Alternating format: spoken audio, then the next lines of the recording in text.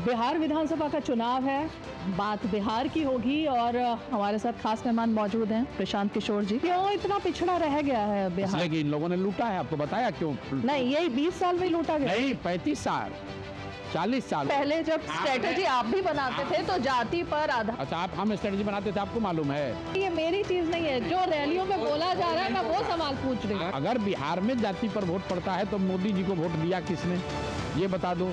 1984 में राजीव गांधी कांग्रेस को वोट किसने दिया? 1989 में बीपी सिंह को बिहार में किसने वोट दिया?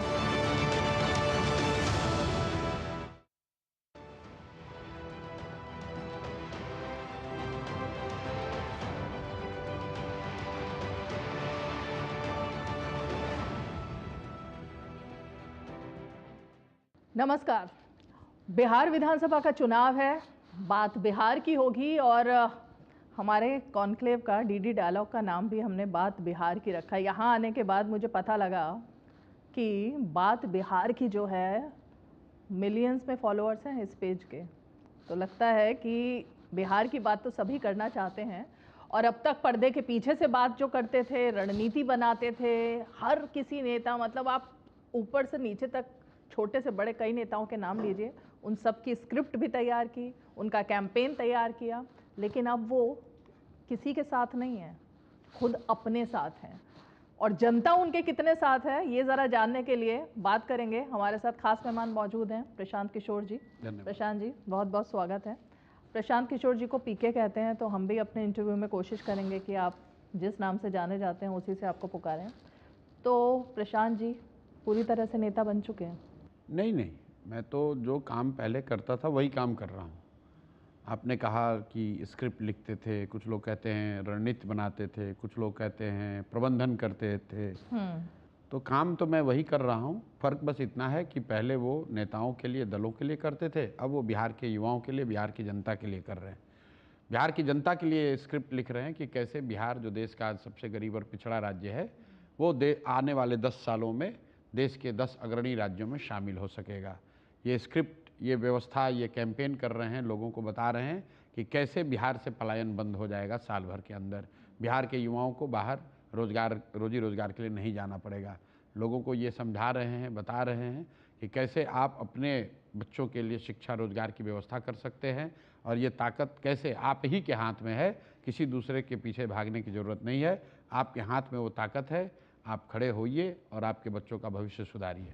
तो ये नेता के ही तो काम है सब समझाना? नहीं, ये काम तो मैं पहले भी करता था, वही पहले भी यही काम करता था, नेताओं को समझाता था, अभी जनता को समझा रहा हूँ। पहले बिहार की जनता को बताया, फिर जनता को इकट्ठा करके एक दल बनाया जिसका नाम है जन सुराज। जन सुराज प्रशांत किशोर ने नहीं बनाया है। बिहार में, बिहार के 1 करोड़ लोग जो बिहार में बदलाव चाहते हैं, या जो मेरी बात को सुनने समझने के बाद जिन्होंने तय किया कि नहीं ये एक विकल्प, ये हो सकता है, उन लोगों ने मिलकर इस दल को बनाया और उस दल को अब मैं मदद कर रहा हूं ताकि वो लोग चुनाव जीते।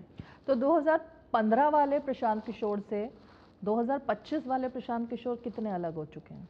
देखिए, अलग तो व्यक्ति के तौर पर आप हर दिन जब आप कुछ सीखते हैं, कुछ लर्न और रीलर्निंग की जो प्रक्रिया है, अगर आप सजग व्यक्ति हैं तो हर दिन you learn and unlearn something. जो चीज़ आपको पहले से मालूम है, अगर वो गलत है तो आप उसको छोड़ते हैं, फिर नया कुछ सीखते हैं। तो उस हिसाब से 10 साल में तो बहुत कुछ नया सीखा समझा होगा। लेकिन मूलतः बिहार के लड़के 2015 में भी थे, 2025 में भी बिहार के लड़के ही हैं। 2015 और 25 में मूल फ़र्क ये आया है कि 15 में हमारी सोच ये थी कि बिहार में नीतीश कुमार एक अच्छा काम कर रहे हैं, बिहार में सुधार होना शुरू हुआ है, तो बिहार के होने के नाते मुझे नीतीश कुमार की मदद करनी चाहिए ताकि सुधार का वो की प्रक्रिया चलती रहे। मेरी खुद की अपनी कोई इच्छा कि मैं आकर बिहार में कोई अपने लिए भूमिका तलाशूं, वो कभी थी नहीं।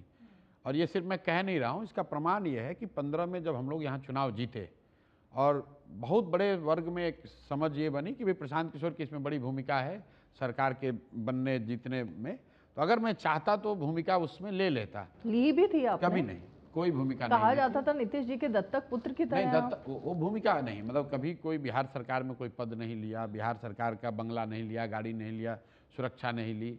नीतीश जी को चाहते थे कि ये आगे बढ़ें और इनके नेतृत्व में अगर बिहार सुधर रहा है तो हम उसमें मदद करेंगे। मैं जो काम लेता हूँ उस काम को कंप्लीट करता हूँ, उसके बाद में वहाँ रहने का कोई मतलब नहीं है। मैंने अगर कोई मान लीजिए जगन मोहन रेड्डी के साथ काम किया या अमरिंदर सिंह जी के साथ काम किया, वो चुनाव जीत गए, सरकार उनकी बन गई, अब मैं वहाँ मेरे रहने का कोई औचित्य नहीं है। अगर मैं वहाँ रहूँगा तो I will become a glorified taut या फिर extra non constitutional power centre. अगर मान लीजिए कि मेरी मदद से सरकार बन गई बंगाल में और मैं बंगाल में बैठा रहूँगा तो मैं क्या करूँगा? वहाँ के जो अफसर हैं वो ट्रांसफ़र पोस्टिंग के लिए मेरे पास आएंगे, जो नेता हैं वो मंत्री विभाग के लिए आएंगे, जो ठेकेदार है बिजनेसमैन है वो कॉन्ट्रैक्ट के लिए आएगा। इसलिए मैंने अपने लिए जीवन में नियम रखा था कि जब मैं सरकारों को जिताता हूँ या जिताने में मदद करता हूँ तो जीतने के बाद मैं वहाँ नहीं रहूँगा। इसीलिए आप देख रहे हैं कि आज 10 साल वो काम करने के बाद भी इस देश में कोई आदमी ये उंगली नहीं उठा सकता है कि प्रशांत किशोर ने किसी को ठेका दिलवाया हो, प्रशांत किशोर किसी अफसर का ट्रांसफ़र पोस्टिंग कराते हो। आज तक ये इल्ज़ाम भी नहीं लगा है। क्यों? क्योंकि मैं वहाँ जाता ही नहीं हूँ। क्योंकि मेरा अपना मानना है कि सरकार उसको चलानी चाहिए जिसने ओथ लिया है। ओथ की प्रक्रिया क्यों बनाई गई है? ओथ जिसने संविधान की शपथ ली है, संविधान के नाम पर, ईश्वर के नाम पर, सरकार के कामकाज करने का जिम्मा उनका है। मैंने उस सरकार के चुने जाने में मदद करी होगी, लेकिन मैं सरकार का हिस्सा नहीं था और ना मुझे होना चाहिए। अगर मुझे सरकार का हिस्सा होना है तो then I will take oath and become formally part of the government. वो कभी मैंने किया नहीं है। सबसे ज़्यादा इम्पैक्ट किसका हुआ? क्योंकि नरेंद्र मोदी, नीतीश कुमार, ममता बनर्जी, अरविंद केजरीवाल, मेरी और आपकी मुलाकात 2 बार जब हुई, एक बार नीतीश जी के साथ आप थे, एक बार अरविंद केजरीवाल के साथ। इन इतने बड़े बड़े नेताओं के साथ जब काम किया, कहीं तो कुछ इम्पैक्ट, कहीं से प्रभाव तो पड़ा होगा? नहीं, ऐसी बात नहीं है। प्रभाव तो आप हर दिन जब आप गांव में भी चलते हैं तो बहुत लोगों का प्रभाव होता है। आप कई क्षेत्र के लोगों से मिलते हैं, उनकी सोच का, उनके अनुभव का प्रभाव हो सकता है। मेरे पिताजी ने एक बहुत अच्छी बात मुझे सिखाई थी जिसको मैं फॉलो करता हूँ कि जब किसी भी व्यक्ति से मिलिए तो ये देखिए कि उस व्यक्ति में अच्छी बात क्या है, उसमें क्या कमी है उसको मत देखो। और बहुत बचपन में ये बात मुझे पिताजी ने मुझे बताई थी और मैं उसको फॉलो करता हूँ। तो जिन लोगों के साथ भी मैंने काम किया, जिनसे भी मैं मिला, जो भी मेरे जीवन का हिस्सा कभी किसी दौर में बने, उनमें क्या अच्छा है, उनसे मैं क्या सीख सकता हूँ, उनकी किस अच्छी बात को शामिल कर सकता हूँ, ये प्रयास रहा होगा। कर पाया कि नहीं वो जरूरी नहीं है, लेकिन प्रयास वो है। तो कुछ अच्छी बात कि मोदी जी की कुछ लगी हो? मोदी जी, मैंने आपको पहले बताया, आप क्या सैकड़ों इंटरव्यूज़ में पहले बता चुका हूँ कि मोदी जी बहुत अच्छे लिसनर हैं। तो वो सीखने जैसी बात है कि आप में धैर्य होना चाहिए, समाज के अलग अलग वर्गों के अलग अलग नज़रिए को सुनने समझने का। और ईमानदारी किससे सीख रहे हैं? नहीं, किसी से कोई एक बात सीखने की बात नहीं है। बहुत लोग इस देश में ईमानदार लोग हैं। नीतीश कुमार व्यक्तिगत तौर पर बहुत ईमानदार व्यक्ति हैं। ममता बनर्जी व्यक्तिगत तौर पर, उन पर कोई करप्शन का इल्ज़ाम नहीं है। तो ईमानदारी किसी एक व्यक्ति से ऐसा नहीं है कि ये दुकान है यहाँ पर चाय पीजिएगा, ये दुकान है जहाँ से समोसा खरीदिएगा। ये तो आप जब नेताओं के साथ करते हैं तो उनके कई वर्चूज़ में कुछ वर्चूज़ को जिसको आप अप्रिशिएट करते हैं या जिसको आपको लगता है कि ये बेहतर है, उससे कुछ सीखने समझने का प्रयास करते हैं। तो बिहार के चुनाव में सबसे ज़्यादा अटैक किस पर कर रहे हैं आप? क्योंकि मैंने देखा कि शुरुआत आपने लालू यादव से की, करप्शन से की, फिर नीतीश कुमार तक पर अटैक किया, अभी तो आपके निशाने पर सम्राट चौधरी चल रहे हैं और FIR भी हो गई। नहीं, हमारे निशाने पर वो लोग हैं जो बिहार में दुर्गति, बिहार की कुव्यवस्था के लिए जिम्मेवार हैं। और मेरा ऐसा मानना है कि बिहार में जो आज स्थिति है उसके लिए नीतीश और लालू, ये 2 लोग जिम्मेवार हैं। क्योंकि सुन लीजिए पूरी बात, क्योंकि पिछले 35 साल से बिहार की सत्ता इन दोनों लोगों के पास रही है। 15 साल लालू जी के पास और 20 साल नीतीश जी के पास। लेकिन लालू नीतीश इसके लिए जिम्मेवार हैं, लेकिन इसके असली गुनाहगार कांग्रेस और भाजपा है। ऐसा मैं क्यों कह रहा हूँ? ऐसा इसलिए कि लालू जी को बिहार की जनता ने सिर्फ एक ही बार जीवन में जिताया, 1995 में। कई लोगों को ये भ्रम लगता है कि लालू जी को जनता बार बार जिताई है। नहीं, लालू जी की पार्टी को बिहार की जनता ने सिर्फ जीवन में एक बार 1995 में जिताया है।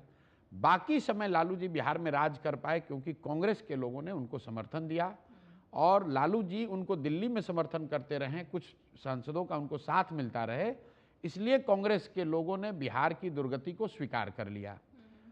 इसी तरीके से नीतीश कुमार को बिहार की जनता ने सिर्फ एक ही बार जिताया है, 2010 में।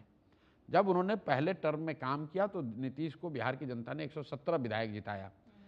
इसके बावजूद लेकिन नीतीश जी 20 वर्ष से मुख्यमंत्री हैं। इसके लिए कौन जिम्मेवार है? इसके लिए भाजपा जिम्मेवार है। जिस तरीके से कांग्रेस ने लालू के हाथ में बिहार के लोगों का भविष्य बेच दिया, उसी तरीके से भाजपाई चंद सांसदों के लालच में बिहार के लोगों का भविष्य उन्होंने नीतीश के हाथ में बेच दिया। वरना आप मुझे बताइए कि क्या कांग्रेस के बड़े नेता मनमोहन सिंह जी इतने बड़े इकोनॉमिस्ट थे, उनको ये समझ नहीं थी कि लालू जी की सरकार कितनी खराब चल रही है? फिर भी ये लोग क्यों इनकी मदद करते हैं? इसलिए मदद करते हैं क्योंकि इनके सांसद दिल्ली में उनको समर्थन देते रहे, और बिहार की जनता अगर चूल्हे भाड़ में जाए उससे उनको कोई फर्क नहीं है, क्योंकि उनको देश पर शासन करना है। तो देश पर शासन उनका बना रहे, इसके लिए उन लोगों ने बिहार और बिहार के बच्चों के भविष्य की बलि चढ़ा दी। प्रशांत जी, जो आप ये इतनी सारी बातें आपने बोली, इसीलिए आपके विरोधी जो हैं वो सबसे बड़ा जो आपके खिलाफ में मुद्दा बना रहे हैं और जनता के बीच जाकर कह रहे हैं वो यही कि आप पर कैसे भरोसा करें। जिन नीतीश कुमार को आपने स्लोगन दिए, आज आपको वही बुरे लग रहे हैं, आप कभी नीचे वही नरेंद्र मोदी बुरे लग रहे हैं। आप कभी नीचे गए नहीं। मैं अपने भाषणों की शुरुआत में ही कहता हूं कि आपको बिल्कुल ही प्रशांत किशोर पर, जनसुराज पर भरोसा नहीं करना चाहिए। लोकतंत्र ये सिखाता ही नहीं है कि आप किसी पर भरोसा करें। लोकतंत्र ये कहता है कि जिस व्यक्ति, जिस दल, जिस विचारधारा में भी आपको कुछ बेहतर दिखता है उसके साथ आप जुड़िए, उसकी मदद कीजिए, उसको वोट कीजिए। लेकिन वो वोट, वो भरोसा 5 वर्ष के लिए है, जीवन भर की बंधुआ मजदूरी नहीं है। नीतीश कुमार ने अच्छा काम किया तो लोगों ने उनकी मदद की, करना भी चाहिए था। जब नीतीश कुमार काम नहीं कर रहे हैं तो लोगों की जिम्मेवारी है कि उनका विरोध किया जाए। तो कब से काम करना बंद किया उन्होंने? यही आपको बता रहे हैं ना। ये आपको कोई इसके लिए साइंटिस्ट होने की जरूरत नहीं है। 2015 के नीतीश कुमार और 2025 के नीतीश कुमार में जमीन आसमान का फर्क है। नेता के तौर पर, प्रशासक के तौर पर और व्यक्ति के तौर पर। नेता के तौर पर नीतीश कुमार 2015 में, 2014 में चुनाव नहीं हारे थे। उनका दल लोकसभा में हारा था, उनके सांसद 2 जीते थे। तो नीतीश कुमार में राजनीतिक मोरालिटी बची हुई थी, उन्होंने पद से इस्तीफा दे दिया, मांझी जी को मुख्यमंत्री बनाया। आज नेता के तौर पर नीतीश कुमार चुनाव हार गए हैं। 2020 में 243 सीटों के विधानसभा में उनको 42 विधायक जीता है, लेकिन राजनीतिक मोरालिटी को ताखा पर रखकर कभी भाजपा के साथ, कभी लालू के साथ मिलकर सरकार बना रहे हैं। अब आ जाइए प्रशासक के तौर पर। 2014-15 में जिस नीतीश कुमार की मैंने मदद की थी, उनकी छवि थी सुशासन की। तब पूरे देश में ये चर्चा थी, बिहार में चर्चा थी कि 2005 के बाद बिहार में सुधार शुरू हुआ है। ऐसा नहीं है कि नीतीश कुमार ने बिहार को बिल्कुल सुधार दिया था, लेकिन चूंकि लालू जी के काल में एकदम जंगल राज था, बहुत अंधेरा रहता है तो छोटा दिया भी जलता है तो उसका प्रकाश दिखता है। लोगों को, हम जैसे लोगों को, पूरे बिहार को ये लगा था कि भाई सुधार शुरू हुआ, इसलिए नीतीश कुमार की मदद की जाए। इसीलिए जनता ने उनको 117 और गठबंधन को 206 सीट जिताया। आज नीतीश कुमार की छवि क्या है उनके प्रशासन की? लोग बता रहे हैं कि लालू जी का राज जो था वो अपराधियों का जंगल राज था, नीतीश का जो राज है ये अधिकारियों का जंगल राज है। जितना भ्रष्टाचार, जितनी परेशानी लोगों को लालू जी के राज में थी, करीब करीब उतनी ही परेशानी आज भी हो गई है। फर्क बस इतना हो गया है कि पहले वो परेशानी अपराधियों की वजह से था, अब वो परेशानी अधिकारियों की वजह से है। जब जिस काल खंड में कोई व्यक्ति, कोई नेता, कोई दल, विचारधारा अगर आपको प्रभावित करता है, आप उसकी मदद कीजिए। लेकिन नागरिक होने के नाते वही संविधान आपको ये बताता है कि अगर वो व्यक्ति, वो दल आपके या समाज के आशा अपेक्षा के अनुरूप काम नहीं कर रहा है, तो आपकी ये जिम्मेवारी है कि जितनी मजबूती से आपने उसकी मदद की थी, उससे ज़्यादा मजबूती से उसका विरोध कीजिए। अगर नहीं करेंगे तब तो आपके परिभाषा के हिसाब से देश में राजतंत्र हो जाएगा। 20 साल में कोई परिवर्तन नहीं आया बिहार में? बिल्कुल परिवर्तन आया है, बिहार में परिवर्तन आया है। लेकिन 20 वर्ष पहले नीतीश कुमार 2004-05 में जब मुख्यमंत्री बने तो देश का सबसे गरीब, सबसे पिछड़ा, सबसे निरक्षर, सबसे ज़्यादा पलायन, बेरोजगारी वाला राज्य था बिहार। और आज 2025 में भी देश का सबसे गरीब, सबसे पिछड़ा, सबसे बेरोजगारी, सबसे ज़्यादा पलायन वाला राज्य बिहार ही है। तो तरक्की तो हुई, लेकिन वो तरक्की दूसरे राज्यों के मुकाबले जहाँ बिहार था वहीं है। 1990 में भी आप देश के सबसे गरीब राज्य थे जब लालू जी मुख्यमंत्री बने। 2004-05 में जब नीतीश मुख्यमंत्री बने तब भी आप देश के सबसे गरीब राज्य थे। और आज उनके 20 वर्ष के शासन के बाद भी बिहार देश का सबसे गरीब राज्य है। मैं जब पटना पहुंची तो मैंने देखा एयरपोर्ट चकाचक बना हुआ है। फिर रोड अगर आप देखती हूँ देखिए, तो गांव अगर में जाने के लिए मैं- रोड भी दिखती हैं। देखिए आप लोग क्या ये जो पूर्वाग्रह है बिहार के पूर्वाग्रह प्रति, नहीं, देखिए, मैं तो लगातार बिहार नहीं, आती सुन जाती लीजिए, रहती हूँ और ये मेरा चौथा चुनाव है तो नहीं, देखती हूँ। आप आते जाते क्या रहे हैं। 20 साल में कुछ परिवर्तन आया? आप वही मैं बता रहा हूँ कि जिस पटना के एयरपोर्ट के टर्मिनल की बात कर रहे हैं, 13 करोड़ आबादी के हिसाब से आज भी देश का सबसे छोटा टर्मिनल बिहार में है। अभी 2 महीना पहले तक तो बस स्टैंड से भी बुरी नहीं, हालत पहले में से थी। अब की बात सुन कर तो रहे लो हैं। मेरी बात आप। हाँ। तो क्यों ऐसा होना चाहिए कि बेंगलोर में उतना बड़ा एयरपोर्ट होगा और पटना में तो मतलब एक टर्मिनल का एक छोटा हिस्सा बन गया, तो उसी को आप लोग कर रहे हैं। बिहार को तो बहुत मिल गया। यही तो बिहार के प्रति आप लोग का पूर्वाग्रह है। पूर्वाग्रह नहीं, बिल्कुल बदलाव पूर्वाग्रह की बात है। बता आप रही लोग हूँ। तो बदलाव नहीं बता रहे हो। दिल्ली में बैठ के कि अरे भाई बिहारियों को 5 किलो अनाज दे रहे हैं, यही बहुत बड़ी बात है।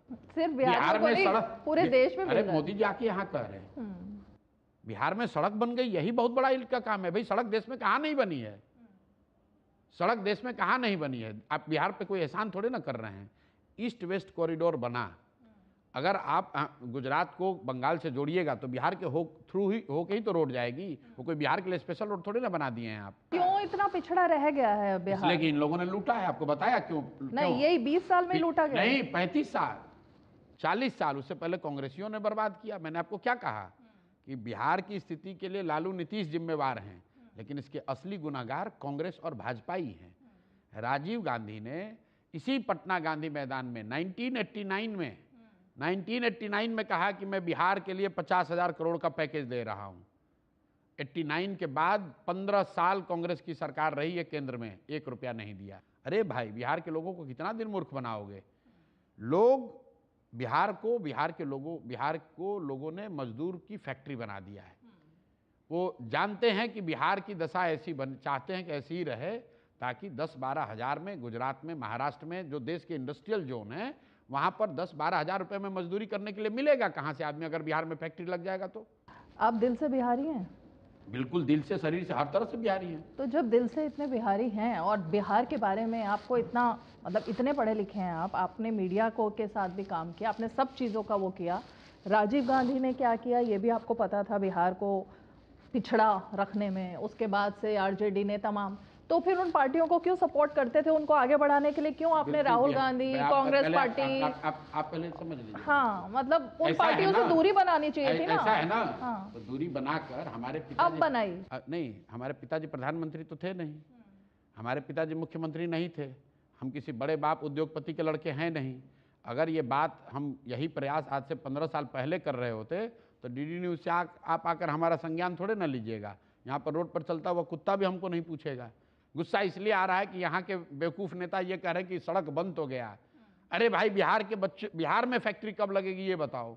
बिहार के बच्चे बाहर मजदूरी करना कब उनको नहीं जाना पड़ेगा ये बताओ? इसलिए गुस्सा आ रहा है। क्यों नहीं गुस्सा आएगा? नहीं, मैं तो आपसे जानना चाह रही हूं, आपने बताइए, क्योंकि पहले जब स्ट्रेटेजी आप भी बनाते थे तो जाति पर आधारित सारी चीजें बनाते थे, आपको मालूम है? मैं तो पूछ रही हूँ आपसे भाई, जो आपके विरोधी आपके खिलाफ कैंपेन कर रहे हैं, ये मेरी चीज नहीं है। जो रैलियों में बोला जा रहा है, मैं वो सवाल पूछ रही हूँ। आप बिहार में हमने कैंपेन मान लीजिए किया होगा, मोदी जी को वोट मिला, तो मोदी जी की जाति का बिहार में आदमी कोई रहता है? लेकिन नीतीश कुमार को तो वोट मिलते थे, नीतीश कुमार की लालू यादव को तो वोट मिलते थे। हाँ। नीतीश कुमार के जाति के कितने लोग रहते हैं बिहार में? 1.5%। तो बाकी लोगों ने जिन्होंने नीतीश कुमार को वोट दिया वो किस आधार पर दे दिए? लालू यादव की जाति के कितने लोग रहते हैं बिहार में? 17%, 15%। बाकी लोग वोट किसने दे दिया उनको? यही आपको जो बता रहे हैं, जिसको आप लोग को, मतलब वहां से आप लोग आते हैं समझ के कि हम लोग तो बिहार को हम जानते हैं। अरे दिल्ली वालों से इतनी नफरत क्यों है आपको? अरे भाई, हर उस आदमी से परेशानी है, नफरत किसी से नहीं है। हर उस आदमी से परेशानी है जो बिना विषय को समझे हुए उस विषय का विशेषज्ञ अपने आप को बता रहा है। छूटते कहता है बिहार में तो जाति पे वोट पड़ता है। भाई 1984 में जब पूरे देश में कांग्रेस को वोट पड़ा इंदिरा जी के मृत्यु के बाद, तो क्या बिहार के लोगों ने उस लहर से अलग हट के जातियों पर वोट किया? अरे भाई, जब पूरे देश में कांग्रेस को वोट पड़ा तो बिहार में भी कांग्रेस को वोट पड़ा। 1989 में जब बीपी सिंह फोर्स भ्रष्टाचार के मामले पर वोट पड़ा, कम से कम नॉर्दर्न और वेस्टर्न इंडिया में, तो जैसे यूपी में, गुजरात में, मध्य प्रदेश में लोगों ने बीपी सिंह को वोट किया, वैसे बिहार के लोगों ने भी उनको वोट किया। 2014 में जब मोदी जी को आधे देश ने वोट किया, तो यूपी में वोट किया, झारखंड में वोट किया, गुजरात में वोट किया, तो बिहार के लोगों ने भी वोट किया। जब पुलवामा के नाम पर 2019 में पूरे देश में वोट पड़ा, तो बिहार के लोगों ने भी पुलवामा के नाम पर वोट किया। तो आप क्यों बिहार के लोगों को ही ये कहते हैं कि ये बिहार का आदमी सब जाति पे वोट देता है? जाति समाज की एक सच्चाई है। जो भी बात, जो भी विषय समाज की सच्चाई होगा, समाज का हिस्सा होगा, वो राजनीति का भी हिस्सा होगा। लेकिन जाति एकमात्र सच्चाई नहीं है। जाति जितनी उत्तर प्रदेश में है, जितनी गुजरात में है, जितनी कर्नाटक आंध्र प्रदेश में है, उतनी बिहार में भी है। अलग से ये ज्ञान मत दीजिए कि बिहार में जाति ज्यादा है। और ये मैं नहीं कह रहा हूं कि इस बार हमारे आने से कम हो जाएगा। 84 में हुआ है, 89 में हुआ है, 2014 में हुआ है, 2019 में हुआ है, 2015 के विधानसभा चुनाव में हुआ है। जब भी कोई व्यक्ति, कोई प्रयास, कोई विषय, कोई घटना ने समाज को झकझोरा है, समाज के इमेजिनेशन को कैप्चर किया है, तो दूसरे अन्य राज्यों की तरह बिहार के भी समाज में वो ताकत है। वो जातियों से ऊपर उठकर वोट करता रहा है, आगे करेगा नहीं, करता रहा है। अब आप उसको देखना नहीं चाहते हैं, आप उसको पढ़ना समझना नहीं चाहते हैं, तो बस घिसे पटे तरीके से कहे जा रहे हैं कि बिहार में तो जाते हैं, बिहार में तो जाते हैं। तो आपका जो कैंपेन रहेगा, आपके जो टिकट रहेंगे, उसमें आप जाति वगैरह को कुछ नहीं देखेंगे बीच में? बिल्कुल नहीं देखेंगे। किस आधार पर टिकट होगा? बिल्कुल जो उसकी योग्यता है उसके आधार पर देंगे। लेकिन अगर 243 आदमी चुनाव लड़ेगा तो किसी न किसी जाति में तो पैदा हुआ है कि नहीं हुआ है कि उसका जाति इरेज कर दिया जाएगा। मतलब महाराष्ट्र में जब टिकट बढ़ता है किसी को, टिकट आप पैदा हुई है तो आपकी कोई तो जाति होगी, उसको कोई इरेज तो नहीं कर सकता है। लेकिन मैं छुपाती नहीं अपनी जाति। नहीं, कोई नहीं छुपाता है। आपसे सवाल पूछा जाता है, आप पांडे हैं तो आप छुपा जाते हो। किसने बोला है? ये आप किसने छुपाया? मतलब अभी तक प्रशांत किशोर पांडे हैं ये लोगों को पता भी नहीं था, लेकिन अब बिहार चुनाव में पता लग पा रहा है। भाई ऐसा है, क्योंकि मैंने आपको क्या कहा ना कि आपकी जो सोच है, बिहार में कितने लोग भूखे मर रहे हैं, कितने स्कूल हैं, इसका आप रिसर्च नहीं करके आए हैं, आप रिसर्च करके आए हैं जाति का।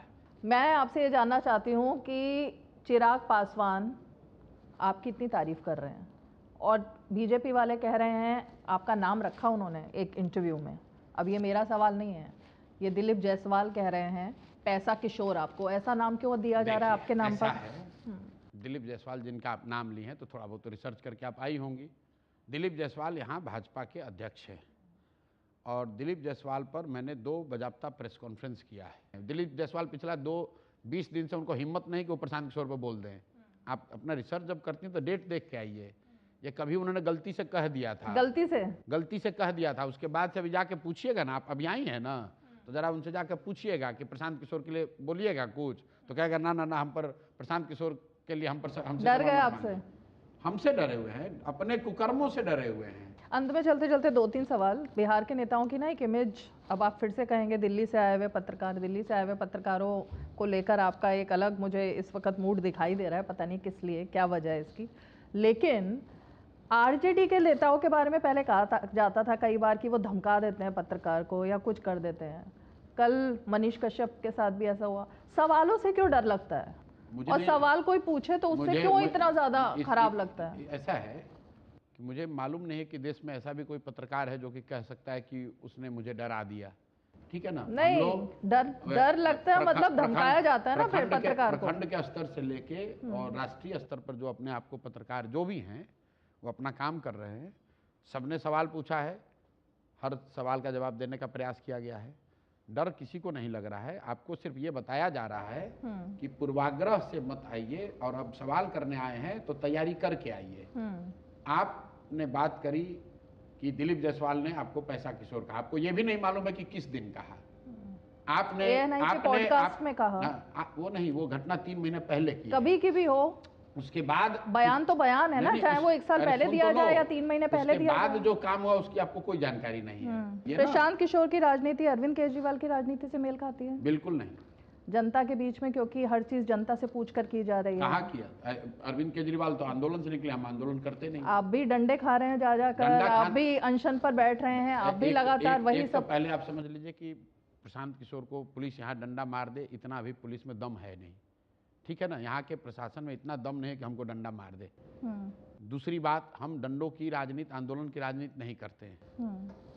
हम डंडों और आंदोलन की राजनीति नहीं करते हैं। यहाँ बीपीएससी अभ्यर्थियों के मामले में एक बार पुलिस ने लाठी चार्ज किया था किसी बच्ची को, मैंने देखा कि पुलिस ने उसके पेट पर लात रखा है जूता पहन के, उसके समर्थन में हम लोग खड़े हुए और जब जरूरत पड़ी तो उसके लिए एक आमरण अनशन मैंने किया था 16-17 दिन का। और दूसरी बार अभी विधानसभा के लिए हमारे साथी गए थे, जो यहाँ से विधानसभा का उनका मार्च था, पुलिस ने उसका इजाज़त नहीं दी थी। उसमें एक लड़के पर जो डंडा चला तो हमारी पुलिस से आमने सामने बात हुई और हम वहीं पर बैठे हुए थे गाड़ी पर कि भाई अगर आप किसी जन स्वराज के साधारण कार्यकर्ता को डंडा मार रहे हैं क्योंकि ये कह रहे हैं कि वो प्रतिबंधित क्षेत्र में आ गया है, तो हम यहाँ बैठे, हमको मार के दिखाइए। इसमें आंदोलन कहाँ से हो गया? ये कोई आंदोलन की बात नहीं है। हर साल हम लोग प्रखंड के स्तर पर एक विद्यालय नेतरहाट के स्तर का बनाएंगे, जिसके लिए 15,000 करोड़ रुपया साल का लगेगा। शिक्षा का बजट यहाँ 60,000 करोड़ का है, उसमें से 15,000 करोड़ रुपया हम लोग खर्च करना चाहते हैं कि हर प्रखंड में प्रति वर्ष कम से कम एक विद्यालय नेतरहाट के स्तर का बने, ताकि अगले 10 वर्ष में बिहार के हर प्रखंड में 10 अच्छे विद्यालय, वर्ल्ड क्लास विद्यालय बनाए जा सके। उसके साथ मैंने ये कहा कि जब तक ये विद्यालय नहीं बनेंगे या बनने में जो 10 वर्ष समय लगेगा, तब तक यहाँ के लोगों को ये सुविधा होगी कि आप अपने इलाके में अगर प्राइवेट स्कूल में अपने बच्चे को पढ़ाना चाहते हैं तो आप पढ़ाइए, उसका फीस सरकार की ओर से भरा जाएगा। ठीक है, आप अपने दम पर सरकार बनाएंगे? बिल्कुल, जनसुराज बनाएगी सरकार।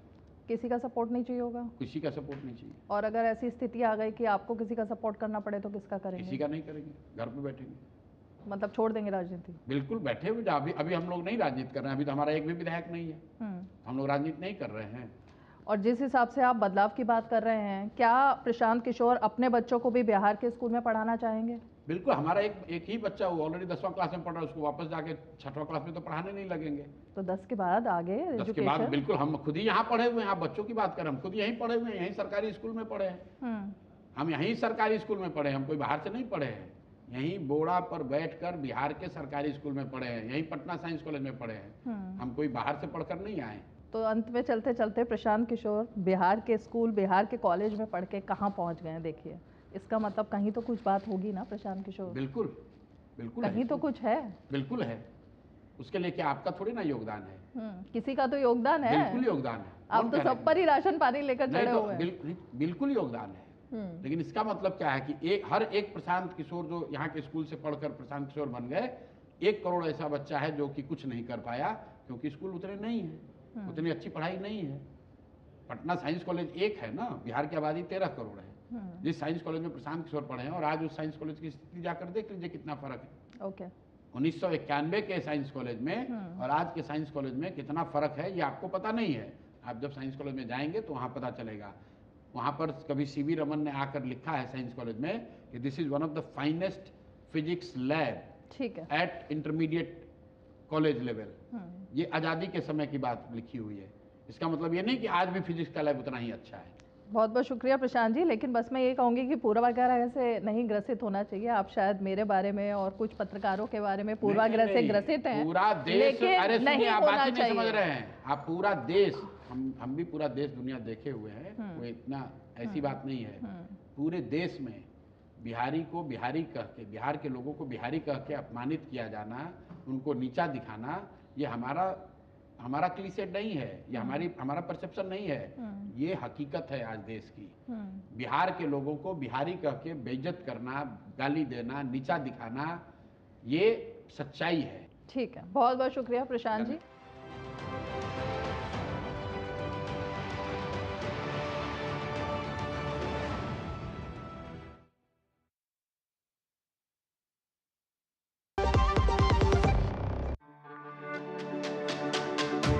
मेरी पसंद, मेरी पसंद,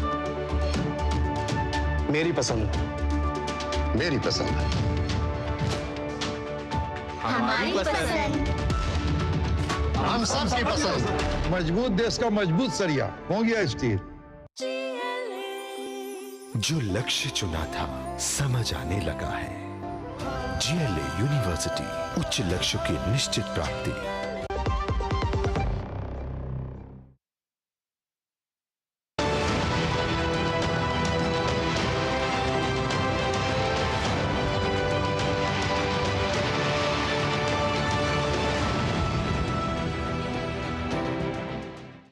नमस्कार, DD डायलॉग में आपका स्वागत।